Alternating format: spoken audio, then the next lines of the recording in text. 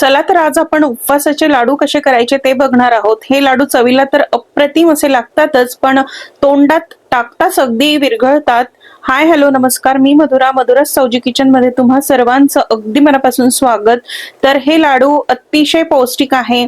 तुम्ही एक जरी लाडू खाल्ला तरी तुम्हाला एनर्जेटिक फील होईल, दिवसभरात तुम्हाला अशक्तपणा जाणवणार नाही। यातून भरपूर प्रमाणात आयरन, कॅल्शियम आणि मॅग्नेशियम सुद्धा मिळते। झटपट बनवून तयार होतात आणि अजिबात वेळ लागत नाही आणि रेसिपी सुद्धा अगदी सोपी आहे, कोणीही करू शकेल इतकी रेसिपी सोपी आहे। तर त्यासाठी व्हिडिओ शेवटपर्यंत बघा आणि अजूनपर्यंत माझ्या चॅनलला सबस्क्राईब केलं नसेल तर पटकन सबस्क्राईब करा। चला तर मग आता वेळ न घालवता पटकन रेसिपीला सुरुवात करूया।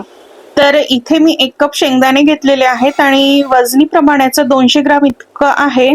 तर आता हे शेंगदाणे आपल्याला व्यवस्थित भाजून घ्यायचे आहे।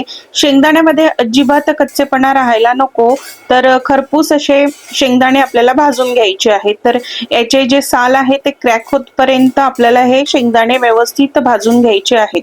तर आता इथे शेंगदाणे भाजून झालेले आहेत। आता याला आपल्याला थंड व्हायला ठेवायचं आहे आणि थंड झाल्यानंतर मग याला मिक्सर मधून बारीक करायचं आहे। तर आता इथे शेंगदाणे थंड झालेले आहेत आणि मी याची सालही काढून घेतलेली आहे। तुम्हाला शेंगदाण्याची साल काढायची नसेल तर तुम्ही तसेच शेंगदाणे मिक्सर मधून बारीक करून घेऊ शकता, पण त्याच्यामुळे रंग थोडा डार्क येईल। पण मी इथे शेंगदाण्याचं साल काढून घेतलेलं आहे। आता याला मिक्सर मधून आपल्याला छान जाडसर बारीक करायचंय, पल्स मोडवर फिरवूनच बारीक करायचंय, एकदम बारीक पावडर करायची नाहीये। आता याच्यामध्ये आपल्याला 1 कप गूळ घालायचंय। तर 1 कप शेंगदाण्याला मी इथे 1 कप गूळ घेतलेला आहे आणि हे एकदम परफेक्ट प्रमाण आहे। पण तुम्हाला जर जास्त गोड नको असेल तर तुम्ही इथे गुळाचं प्रमाण थोडं कमी केलं तरीही चालेल। आता हा शेंगदाण्याचा कूट आणि हे बारीक केलेलं जे गूळ आहे, मी इथे गूळ बारीक करून घेतलेला आहे। हे छान आपल्याला मिक्स करून घ्यायचं आहे। तर आता इथे मी हे छान मिक्स करून घेतलेलं आहे गूळ आणि शेंगदाण्याचा कूट।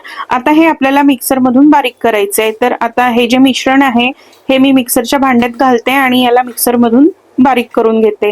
पण बारीक करताना आपल्याला पल्स मोडवरच बारीक करायचं आहे, नाहीतर मग शेंगदाण्याचं ऑइल रिलीज होईल आणि हे जे मिश्रण आहे हे पातळ होईल आणि लाडू सुद्धा सैल होतील। म्हणूनच इथे ही महत्वाची टीप आहे की हे जे मिश्रण आहे हे आपल्याला पल्स मोडवर म्हणजे चालू बंद करूनच आपल्याला हे मिश्रण मिक्सर मधून बारीक करायचं आहे। तर आता हे मिक्सर मधून मी बारीक करून घेतलेलं आहे आणि गूळ सुद्धा छान बारीक झालेला आहे आणि हे मिश्रण आता एकजीव झालेलं आहे आणि याला बाइंडिंग सुद्धा खूप छान आलेली आहे, बघू शकता तुम्ही इथे। तर आता हे मिश्रण लाडू बांधायला तयार आहे। तुम्ही असेच याचे लाडू बांधू शकता, तूप न घालता सुद्धा बांधू शकता, पण मी यात थोडंसं तूप घालणार आहे आणि ड्रायफ्रुट्स सुद्धा घालणार आहे।